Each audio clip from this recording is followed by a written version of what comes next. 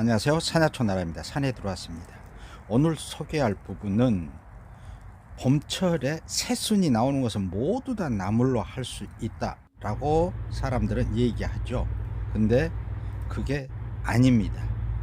그 새순에도 이렇게 독성이 있는 독초로서 절대로 뜯어 드시면 안 되는 그 두 가지를 말씀드리겠습니다.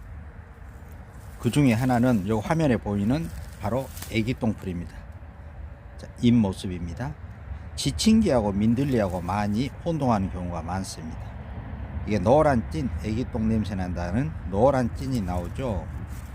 이 바로 애기똥풀은 양귀비과의 두의 살이 풀이기 때문에 봄철에 새순도 있지만은 묵은 순입니다. 즉 가을에 씨앗이 발아해서 겨울을 지내고 봄에 이렇게 새순처럼 보이는 이 양귀비과에 속하는 애기똥풀은 독초 중에 독초이니까 절대 나물로 채취해 드시면 안 됩니다.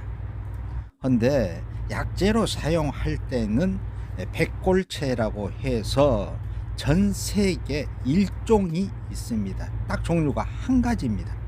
다른 식물들은 여러 종인데 일종인데 전초를 약재로 사용을 합니다. 그런데 반드시 법제 과정을 거쳐서 소량씩 약재로 사용을 하는데 전문이나 전문가가 아닌 이상 사용하지 않는 것이 좋다고 생각합니다. 그런데 알고 보면은 이 법제 과정을 거쳐서 소량으로 사용하면 이게 명약초입니다.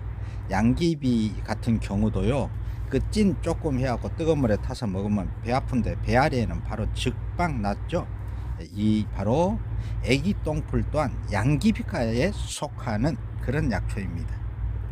이처럼 애기똥풀은 독성이 강하기 때문에 나물로 채취해 절대 드시면 안 되고, 주로 함유하는 이 주 알칼로이드 성분과 그의 다수 성분들이 있어 가지고 약재로 사용할 때도 전문가가 법제 과정을 거쳐서 약재로 소량 사용하는데 일반인들은 위험하기 때문에 사용하지 않는 게 좋습니다. 그런데 한 가지 짚고 넘어갈 부분은 무좀이나 습진이 있을 때 병원에 가도 낫지 않고 약으로도 낫지 않는 그 최후의 방법으로서 먹지 않고 바르는 방법은 있습니다. 바로 그것은 이 애기똥풀 전초를 채취해서 햇볕에 말려 적당한 크기로 잘라서 유리병에 넣고 소독 알코올을 부어줍니다. 또는 소주에 넣어 가지고 2 내지 3주 정도는 숙성을 시켜서 발가락이 간지러울 때마다 면봉으로 골고루 찍어 발라주면은 효과를 봅니다.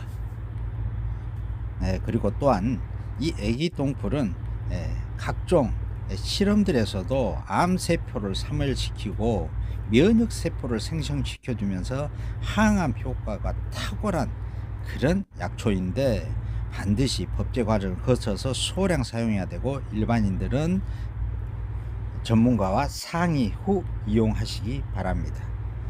그리고 또 하나, 두 번째로 바로 소리쟁이 새순, 새잎입니다.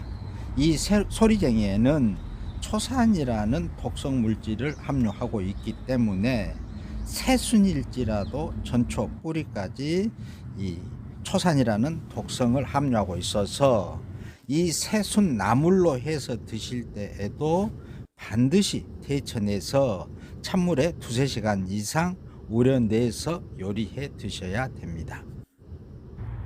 오늘은 봄나물 새순 중에서도 절대로 뜯어 먹으면 안 되는 독성이 있는 식물 두 가지에 대해서 말씀드렸습니다. 산야초나라는 다음 영상으로 또 찾아뵙겠습니다.